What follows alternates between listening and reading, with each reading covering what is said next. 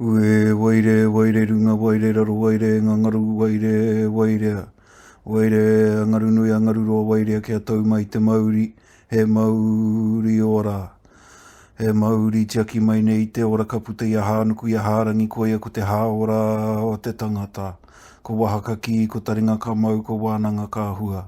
Hoi rā e rongo whakairi ake ki runga kia tīna whāno whanake tū mai te toki a haumi e. Hui e, tai ki e.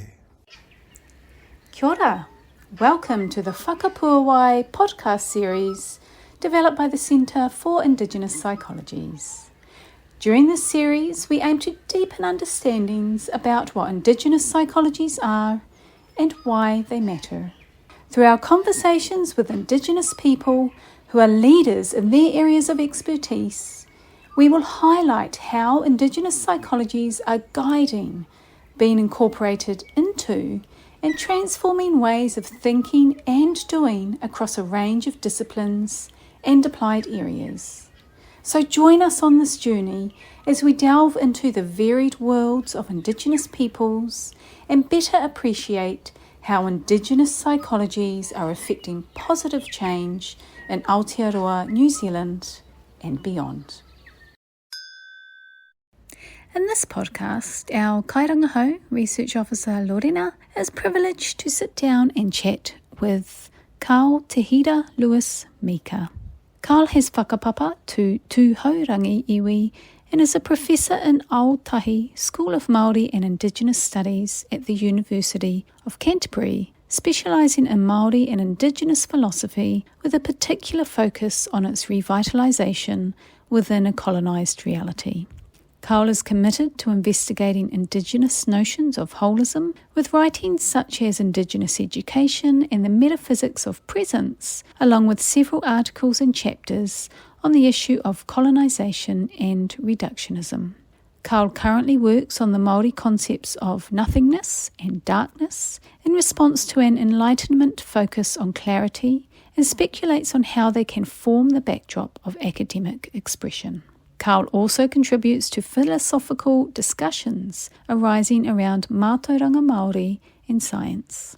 Carl has extensive experience teaching and researching in education and mātauranga Māori, the law and global studies. Internationally, he has held an adjunct professorship at RMIT and is involved in projects that engage with Indigenous philosophy, including Sami children as thought herders, storytelling and critical philosophical inquiries in Indigenous early years education, as well as understanding Indigenous ethics and holism within academic and Aboriginal community research settings.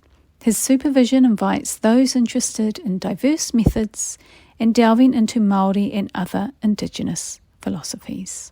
Carl's areas of interest include Māori philosophy, Indigenous philosophy, law, mātauranga Māori and science or rationality, continental philosophy, kaupapa Māori, education, Māori and Indigenous metaphysics, German studies, and medicalisation. He is a person of many talents. Please enjoy this kōrero between Lorena and Carl. Kia ora and a warm welcome, Carl. It is an honour to have you here with us at the Centre for Indigenous Psychologies, sharing your kōrero as part of the Whakapuawai Podcast Series. Firstly, thank you for having me along and inviting me to be here. It's lovely to meet you and yeah, it's really cool. Carl, to you, what is the importance of elevating, centering Indigenous knowledge and Māori whakaaro in the mahi that you do? The big thing is that for me it's always been a conviction. I've always had this conviction in my academic life to do what I'm doing. And part of that is, or a lot of that is to try and preserve our thinking, to make sure that our thoughts are, as entities, as our ancestral beings, are protected in as much as they need protection. I mean, I think they have their own autonomy and their own agency.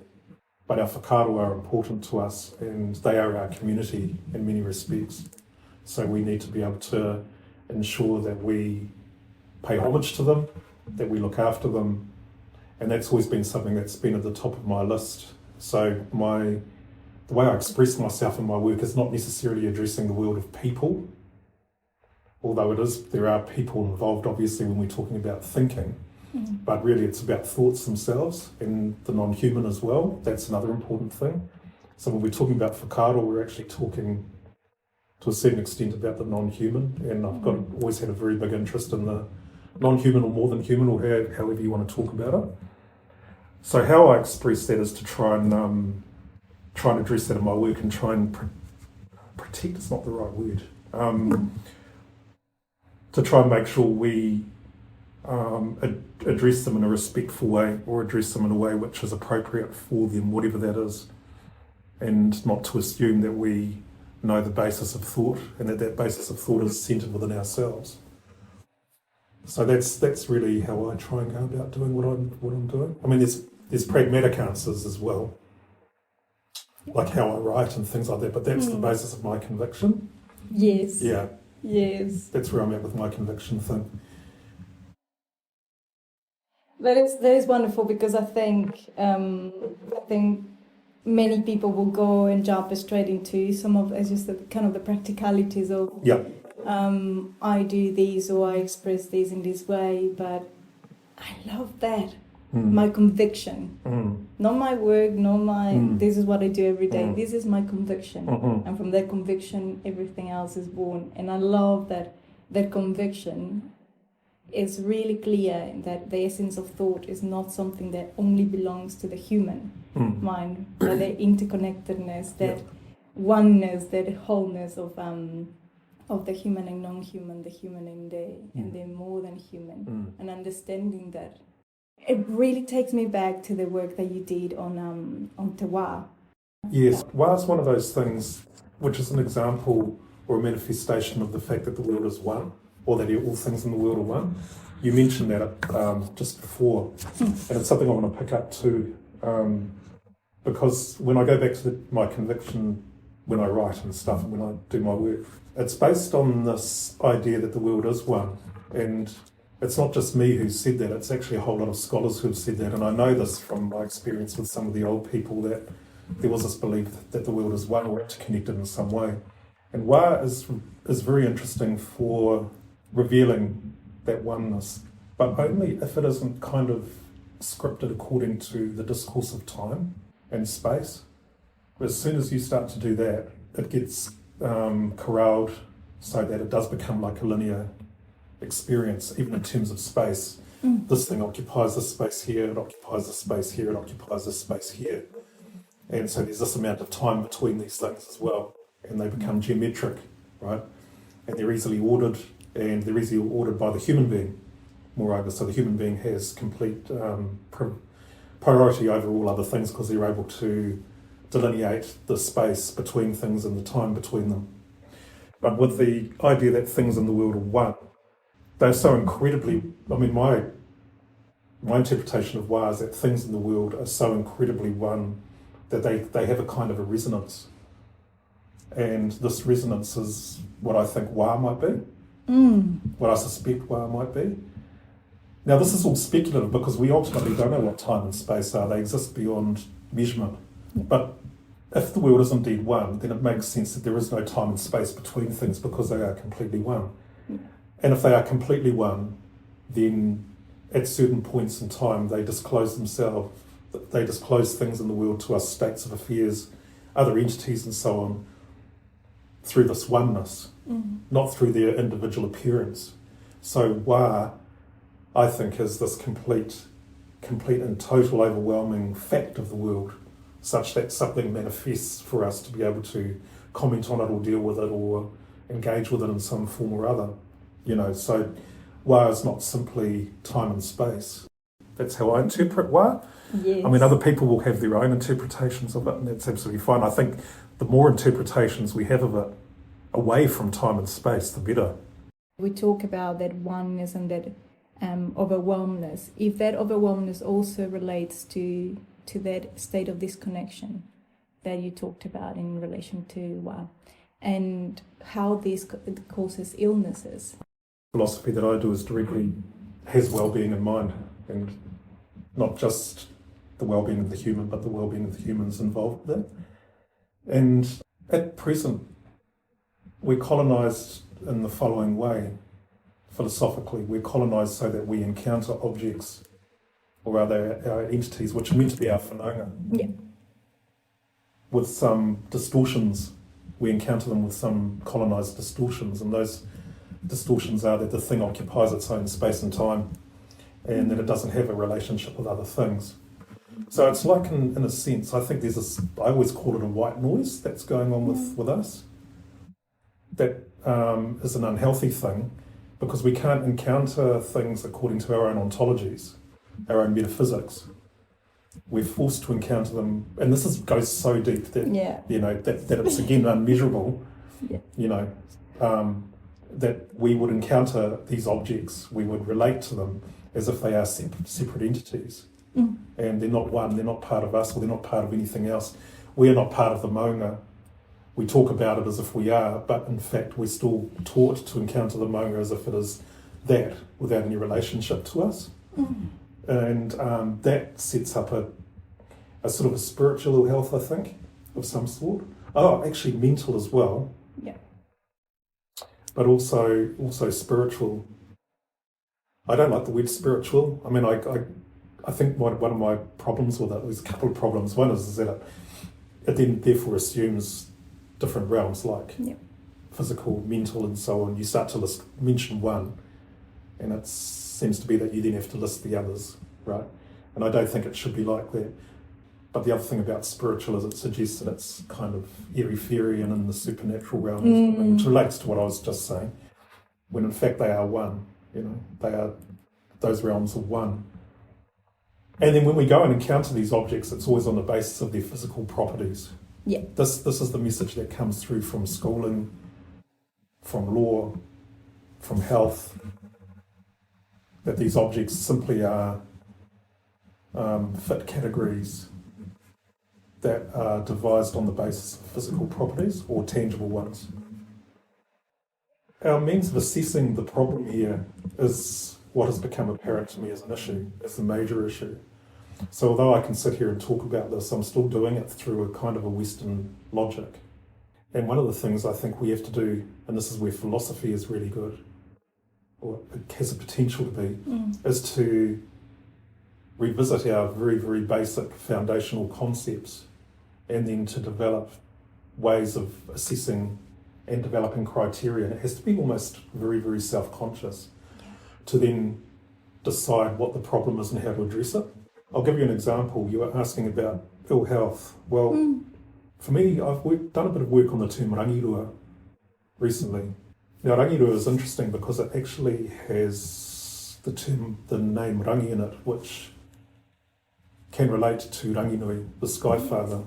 Now, it's often translated simply as uncertain, rangirua, and there is that element to it, but actually it's a lot more than that. It's a kind of uncertainty that appears to, if you look at the rangi and rua, it appears to reflect and occupying two metaphysical realms at the same time. Yeah.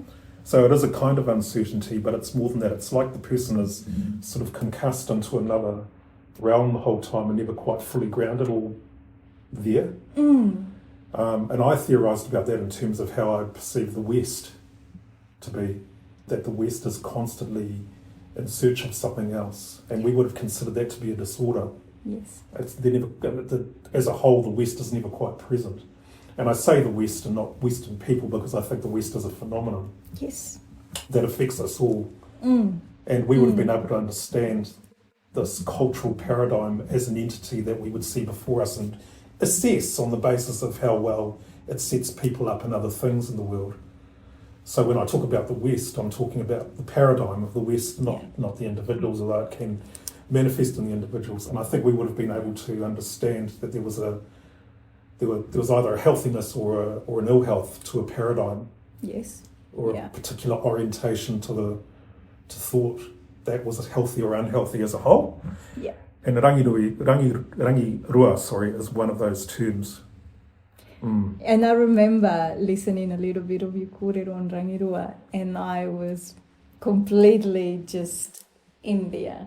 Because you talk about this idea as one kind of abandoning the world in that uncertainty, or dancing into two conflicting tunes. And I love that visual understanding of that disconnection and uncertainty in that absolutely afflicting ill, causing ill health. And when after that you talked a little bit about how for colonized peoples, we're constantly walking on air. And do you think then that West as paradigm is causing illness on us colonized peoples, and that makes us feel that kind of uncertainty, that disconnection, that rangiroa state? I do. I think if we were to structure notions of ill health and health completely differently, then disciplines like psychology and philosophy and pathological health and so on, I don't know what you call that, allopathic medicine or whatever, would probably have to change drastically. Yes. Because you'd no longer be able to identify the certain contours of each particular ailment or whatever. I mean, I don't know if you can do that in psychology anyway. I'm not a psychologist, but there appears to be like a construct of it set up, which you can approximate and then identify the kind of limits of something which is not considered to be unhealthy, and you can then study it, whatever. But I mean, if you were to identify ill health and health along in reflection of the idea that the world is one, you would have a completely different outcome, and that would be fascinating, because it's like, well, is that individual, or is that a realm of thought over there, grouping? Does it tend to bring things together as one, or does it tend to split and fragment things out? We were talking about the difference between knowledge being called data and then seeing it as tohu. One of the colonising projects is the knowledge one. When we seek knowledge, we translate something as knowledge. To know is the most important thing at the basis of all those words and those approaches. And what that means is that quite often our research in the academia, if we talk about it in academia, it manifests in so many ways. And the speculative muscle is underdeveloped. Can I put it that way? The theoretical one is, the philosophizing element is pushed to the side. That's not necessarily deliberate, it's just forgotten. Yes. The distinction between thinking and knowing is forgotten, and it's simply forgotten. So, and what happens is thinking gets submerged under knowing, and so ceases now to exist in that step. Because what you're really setting out to do is to know. I would really like to see a project throughout academia where to think is reintroduced. I mean, of course there's thinking going on, but it's not a self-conscious act anymore. It's more like a byproduct which steps you up to knowing, and being able to say, oh, this is knowledge, or mātauranga. I think mātauranga is, if it's knowledge, and knowledge is something that sets up a specific disposition of the person, like a knowledge seeker. It sets up a view of things in the world that in a particular way, so that those things in the world end up revealing something which is knowable. I mean, that's the kind of thing. It's not really attached to mystery. To me, knowledge it can be if it's incomplete. But when it's incomplete, it opens up onto whakaro to me. And that tohu you were talking about, where the path is designated for you rather than the other way around. But at the moment, I think far too much emphasis is on knowledge. And you actually have to make a distinction between knowing and thinking in order for it to allow thinking back in, and you have to become conscious of thinking. Because otherwise, as I said, it just gets overshadowed. It's the very, very poor cousin of knowledge. I think I remember something that you wrote. It was like, where is humour and the silliness of just speculating and not taking ourselves too seriously without the understanding of the very beginning of it all. Yeah. And is that exactly that pursuit of knowing, and not that speculation, that thinking, that delving into dark realms of our own, a special type of madness. You know, we all have. That'll be very, very appealing to a lot of psychologists, I would imagine, or not.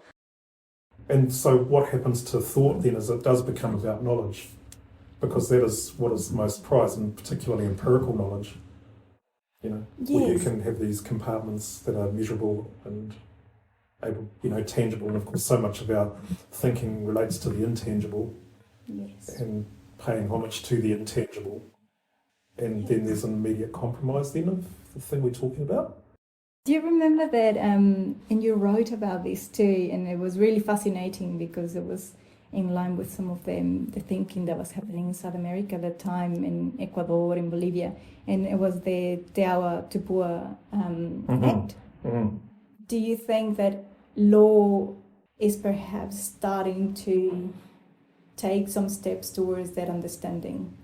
I in some ways I really applaud the law for doing that. Like it's not easy for any belief system that has been around and so deeply entrenched as the law, and we've got them in our own, we would have them in our own culture. Yes. It's not that easy for any culture to be able to embrace the exact opposite of its beliefs in another culture. I mean, colonisation aside, that's just in the abstract. It's just not easy to do that.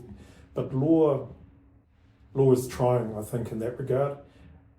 I mean, there is this kind of sense of tedium on the part of, from Indigenous peoples. It's like, small baby steps then. Yes. You know, it's like, well done, good. You know, that's me being a bit sardonic there. But I do get the sense that it's like, look, we you know, you're in the right direction. But one of the problems with that case is and again, this reflects the law and other institutions that we have, but particularly the law, is that in order to have any validity, it has to be in the form of a human. Yes. So it's gone further in saying that there is a collapse between the human self and other non-human things. But it's only important insofar as it is I am the river and the river is me as a human being. What we really mean by that, I think, is that everything is everything. Yep. And the river is not solely me, but it is everything else as well. But the law is almost taking it too literally. Whether that's a problem of language or not, I don't know. I think it's more a problem of worldview. But it is this thing of, it's trying. You know, it's trying. And it's probably, you know, I think it's good on it. Yeah. It's not going far enough for us, and it won't be able to. The profound interconnection that underpins all things has been self-evident for Māori and other Indigenous peoples for millennia. And I think when you have systems of law, systems of education that completely go against that, you know... health, you know, Yes. Yeah, those sorts of things. Exactly. What do you think about that? What do you think about, you know, as you were saying, here... you are going, oh, well done to the system of law, baby steps, but well done. For Māori and for Indigenous people across the world, they have been seeing their absolute entire worlds being constantly opposed, destroyed, violently, diminished. Do you think, and it's funny when we don't want to talk about time in linear fashion. I was just thinking about time. Yeah. Carry on. I wonder if we're on the same track here. But the baby steps of these systems that have been imposed and the constant battles, and it comes to the question that I sent you. What are the challenges that you face in putting forward these incredible whakaaro that it comes from millennia? You, as you said, you're keeping through these, not you, but your ancestors and your being as an ancestor, alive and continuing and thriving. What are the challenges?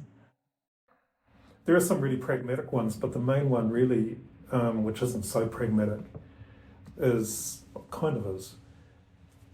that I face very little actual challenges in doing this stuff. Like I just go ahead and do it, and I don't proclaim to do it right. You know, there'll be big gaps in what I say and stuff, but that's okay. You know, it's up for other people or whatever to do something about that or not, and do their own thing, as the case may be. But one of the things that does strike me is that we haven't yet, you know, I was talking before, and I talked in that article there. No, it wasn't Where Do We Stand When We Know, it was the more recent one with Ocean and Why Give Up the Unknown, I think it was called. Is that we haven't dwelt in a space where we do develop our own modes of critique. We haven't really done that enough. And that does impact on what I do, because it means that I develop them as I come to an issue, and that's not necessarily a good thing to do. You know, it's like, well, maybe it is the way it's meant to be, but it's because you're developing sets of critique or sets of criteria, which are sort of the ontological structures of how you then go about into the world and write and so on, and how you critique. But those Māori structures, what we might term Māori structures, which might be at once spiritual, physical, emotional, mental, and bring those together deliberately, haven't yet been developed to such an extent that we can then draw on them and decide whether something is valid or not, or not just that negative, but to be proactive. So one example is wā, and wā can actually be existential. Like wā can be to do with health as much as anything else. It doesn't have to just sit in an abstract metaphysical discourse, and it can actually be something which we need to think about on a day-to-day basis. How does colonisation upset our relationship to things in the world through wā, for instance? Can we feel that frequency that wā is meant to be giving us and all other things in the world? Do we apprehend things as manifesting in terms of one, or do we through wā, or do we just apprehend them as being single entities? But that's an example, I think, of where we might start to develop our critique, not reacting to whether mātauranga Māori is science, for instance, straight off, without having developed those old critiques again, those old criteria. They may be new, but they may be old at the same time. You know, we've developed them according to the current status of today. They're not just traditional; they've been brought forward. But that's where I think scholarship, Māori philosophers in particular, are called on, is to sit in that space and just think about that space there, what it is for things in the world to be one, and how our epistemologies, initially our ontologies, and then our epistemologies flowing on from that, would develop in relation to that very, very fundamental fact of all things in the world being one. So I think that's a challenge. I mean, it's a long-winded way of saying, look, we need more of that. Challenge needs to be issued to, well, you know, those of us who are in senior Māori academic positions to really actually expose students to and encourage them to think about other ways of writing and thinking, rather than assuming that the conventional ones are the way to go. I don't blame my colleagues for that at all. It's like that's the way it is, and we actually are trying to sit within a world that is, you know, pretty oppositional and isn't, you know, resonant with us necessarily. But I think the time has come that we could, you know, look further out and be quite outlandish actually in the way we explain our existence. I mean, then the issue of rigor comes in. Well, rigor can be culturally defined as well, and it might be that we have to step outside the university to do that eventually. Do you think, you know, it takes me back to different realms. So we talked about that of the university, but if we talk about law, how do these completely, not only different, but opposite ontological views of the world can operate with each other? And I was thinking, you know, in the change of the constitution in Ecuador and Bolivia, we centered Sumak outside, which is the buen vivir, or good living instead of this paradigm of development. The development thing is, I know. Yes. And according to people, I'm developing. I'm a developing person from a developing country, and I'm going developing towards what? Like, where am I? Why am I trapped in this?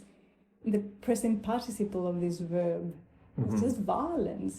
They constantly have to keep on running. Yeah, it is. Towards something. But what is that? Why are some called developed or less developed or? That's got a whole podcast of its own. I know. Yeah. Let's do it. But in that, in policy and law and in a way the ordering of these, what have now been created after colonization, these nation states and all those limits and lines on our places. So yes, Ecuador, Bolivia, incredible. We went and made up these insanely good sounding constitutions that focus on that and call for Pachamama to be seen as an entity who can be defended in a court of law, and she's got her own rights and desires and rights to exist and thrive and all of that. But it operates alongside a neoliberal system. Yes. Which says, no, there's oil underneath that specific place, and that is for the best interest of the nation state to have that. So although these concepts are coming and they are occupying very high levels in our constitutions, in our education, in our health, all of this, you were saying, all this, how the tokenistic use of Māori words and concepts and everything. So is this a necessary step towards something a bit more, something different? I don't know what it would be. But is this a necessary step of bringing those concepts to the fore, making them known? But do we run the risk of whitewashing them? We've got to be very careful when we do it. I think that's what you're getting at. Yeah. I mean, I found that with the Waitangi Tribunal when I was, and I wrote about this somewhere, when I was doing representing clients in the Waitangi Tribunal. We all know that it's another court system and that it's colonising, but somehow tikanga and te reo and things like that were brought in as a way to sort of make it more acceptable to Māori. But in the process, I wondered whether introducing that materiality from another culture, which is deeply colonising, does something to the concepts or the phenomena themselves, which is a really different way of looking at it. Because what we're saying here is that the non-human is present in te reo and tikanga, and that they, through the introduction of that deeply colonising space or influence in a Māori space, you do something to those entities. And it's not to say we can be purist about it and keep them out or anything like that, but it's just not perhaps being aware of that level of colonisation or putting it in those terms that might end up being a problem. So maybe one of the ways we can deal with that is to redefine what colonisation is. So it's not just simply the loss of something, it's the replacement as well within thought. And of course then when we talk about thought, we then branch out to talking about other things as well, like the spiritual realm or the non-human realm, the more than human realm. That's a really important step to take, that when we're talking about colonisation, we're identifying the elements of colonisation and the things that have been colonised, not according to how the West tends to prefer that they be talked about, but how we want to talk about them. If we revisited colonisation, we might end up thinking that certain things weren't colonised and other things were, that we thought were and weren't as well. But we would have done it according to our own values we would have decided what colonisation was on our own terms. And there's that epistemological understanding that everything that is created within a culture is from these epistemological roots. Yeah. Exactly. I mean, this is something that I haven't really quite figured out too much myself. Not in those terms anyway. Like I think I've been aware of it deep down, but I've only started to articulate it in the last 2 years probably. How important it is that we do develop our worldview. And part of developing the worldview is even approaching what it is to develop our worldview on our own terms. Again, another thing that's occurred to me recently, and again I think it's been there for some time, but it's come to the fore recently in discussions I've had with colleagues, is that maybe the all or oneness is not in a state of change. You know what I mean? It's like that to me seems like the reason I say that is a reaction to a lot of post-structuralist writing, which says that we are in a state of fluidity and all that sort of thing. And to me, that's Western writers perhaps dealing with the problems that were set up from Plato onwards, when the world was essentialised and rendered quite static. Yes. I don't think we had that problem. And I don't think we have a problem with there being essence either, an unchanging essence to things. But this essence is one that brings things together as one. And that's the wa that I was talking about before, the fullness of the world within any one thing. So change and stuff, the world appears to be changing, and it is changing. But if we go back to, and this is where I think we need to really rest in this space of something where, of metaphysics, where we have to think about this for some time, is that what is the possibility that the world is in fact not changing but is completely itself, and that is all there is to it. We make these distinctions. We talk about binaries and things like that. You know what I mean? Yes. But what if that's just our way of dealing with it, and that isn't reality? That isn't te kore, for instance, which is meant to be the kind of source of everything being one, and the source of uncertainty as well. Yes. What if that was really the true state, and our imposition onto it of something like a binary or a distinction of any sort is actually just one to make our lives a bit easier, you know? More palatable to ourselves. Yeah. And that's exactly why I tuned back, because I was going, this is coming back into that amazing metaphysical extending of identities of darkness, light, for te kore. And so when you say that the all is perhaps not in a state of change or fluidity or anything, but is what is. Yeah. And we are trying to experience it with this overwhelming feeling of it all, and trying to make sense of it, and sometimes kind of escaping it through creations of our own. Yeah, we don't really think about the possibility that those creations of our own aren't a reflection of the real, you know? And then we just go, that's the way it is. And it's like, I don't know about that. I'm pretty certain it isn't, but that's not to say we can't do that. Yeah. But it has to be with an understanding that that's what we're doing, and that doesn't substitute the real. There's an argument that they're linked through whakapapa or something like that, through whakaaro, that our representations of the world are in fact the real through kind of an interpretation of Māori terms. Whakapapa being both conceptual and material, for instance. Yeah.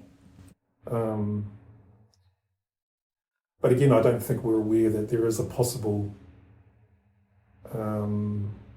disjuncture between the two when we go to employ our methods of trying to make sense of things.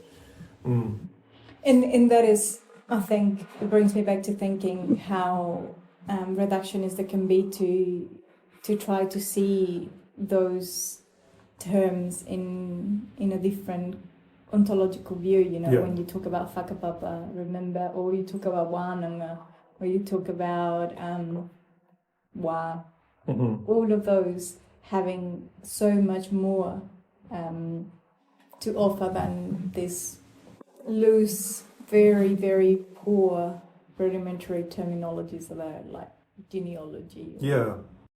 You being of the whakapapa, or you being whakapapa, and all the relationality that involves. The construction of the world, as you see, is a reflection of the all. Is the all then expanding? So if it's what it is, and it's not in a state of change, what is the doing or the being? Yeah, because if you go back and look at our cosmologies, there is this sense that there is an expansion going on. But I wonder if it's just an expansion that is subsequent to the real, which is that things always already were and always already will be, you know, which is another way of saying the all. I wonder if it's another way of expressing that potential. Like there is potential, but that potential always already was. The all. So the all always already was completely present and in part of the now. And that meant that it actually, there is a kind of expansion going on, there is a kind of activity going on, but it's always indistinct from the all, you know, it always already was. And so its limits have always already been kind of bound, yeah. Its limitlessness, if you will, is always already been bound. Well, bound is not the right word, but, you know, delineated by the all. Is limitless. I know that there is a conflict there between those two things, and one of the exciting things about philosophy is that you get to sit down and think about that kind of disjuncture, that paradox. But actually, you know, in Māori philosophy, those paradoxes can exist together quite well. So you could possibly have like expansion and change happening at the same time as there being no change at all. But that would be something that you'd have to, in your writing, you'd have to employ a completely different method to get that across, you know? Yes. Because you know probably as well as I do that the academic conventions of writing and subsequent, before that, thinking, we're all trained to think in sequential ways, and that you can only have one kind of internal consistency at one time, one logic at one time. So you wouldn't be able to have non-change and change being completely valid at the same time, or conceptual and material being valid at the same time. It would be very hard to do that. But that's where I think we need to come up with our own criteria. And it's back to that kind of Western thinking, I think, for me, from my point of view, of the fragmentation, that binary, that one thing and the other cannot be at the same time. It has to be two separate things, and two separate ways of thinking, or two separate entities, or and there is again the separation, the constant separation of it, and you, in a way, what you're saying, if we reflect upon the all as being what is, there's no sense of separation. There's no sense of isolation. Yeah. Nothing can exist without the other. And our thinking cannot exist beyond the all. No. It exists because of the all, actually, you know. I mean, the all is a theoretical, the all is a term that I use to describe something which has come about, you know, scholarship and so on, and as an antidote to the Western way of thought, which is, or rationality, which is to fragment things scientifically.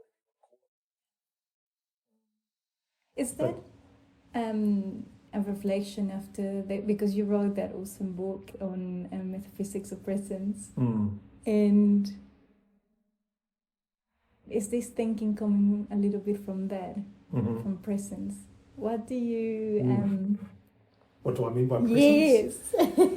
It can mean like a couple of things. It can mean something really quite desirable for our belief system, for our philosophies, which is that everything is in a state of complete nowness, you know. Joanna Kidman writes about that as well with others.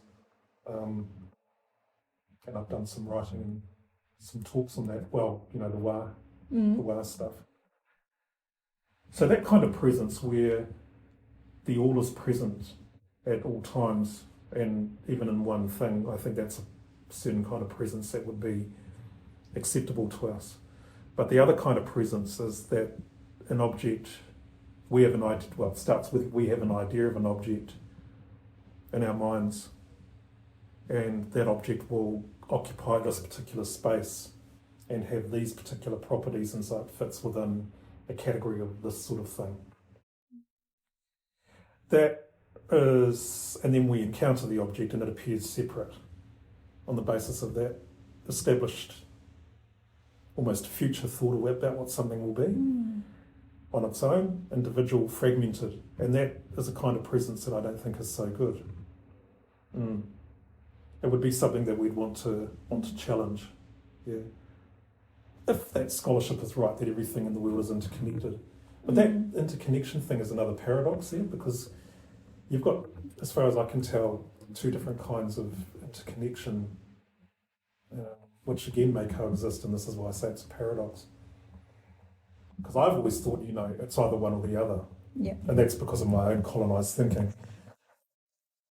Everything in the world is interconnected, and this seems to be the most frequent version in Māori and Indigenous scholarship, where everything is connected, but they're still kind of separate in some ways. But they're connected through Māori, which is the one that's mechanism which is most often invoked. But then we've got the other one, which is everything is completely one. Now, I don't know which one is true or if they have to exist in opposition to each other, because common sense would say you can't have things being completely one and yet exist separately, albeit being connected by a life force of some sort or some connecting fibre. But maybe they can. I mean, that's again another example of what we were talking about, of a paradox that would be really interesting to explore. Two things can be true at the same time. What is our understanding? How do we conceptualize or make meaning or create meaning about interconnectedness within this idea of all? That there is what is. How to talk about it whilst being within it and part of it. Yeah, that's a big thing. Yeah. In our tendency to separate ourselves. And to talk about it. Yeah, as academics, which we're fond of doing as academics, right? Yes. But how do we display the all whilst we describe it? Yeah. It's probably an ethical issue. I mean, that's what the native writer Arola suggests, is that it should be considered to be, forget his exact wording, but an ethical ontological issue rather than an ethical maxim rather than just an ontological one or something like that. Why do you think that elevating, recognising Indigenous perspectives and that Indigenous whakaaro is important for you mahi, for life, for philosophy, for beyond that? Why do you think that is? Why do I think it's important? Yeah. Oh, it gives us a certain, I mean, in a utilitarian way, it gives us simply some broader perspective of thought,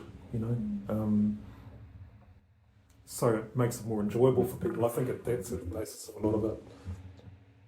Where I am at the moment, we supervise a number of Māori philosophy students who are doing kind of speculative philosophy, and they really enjoy it because of the freedom. Yeah, that's associated with it. And I think that can be like something which is an immediate outcome. But as I was saying before, it's deeper than that. It's actually more to do with protecting the integrity of things outside of the human being. So we're no longer doing case studies about human well-being and stuff. I mean, that's important, but looking beyond that and recognising that there's other things that need to be reflected properly. I don't know if, again, I go back to what I was saying, I don't know if protection is the right word. I think it's kind of paternalistic. But you know what I mean, you get the gist, and yeah, I think that's why this is important work. Absolutely. Yeah.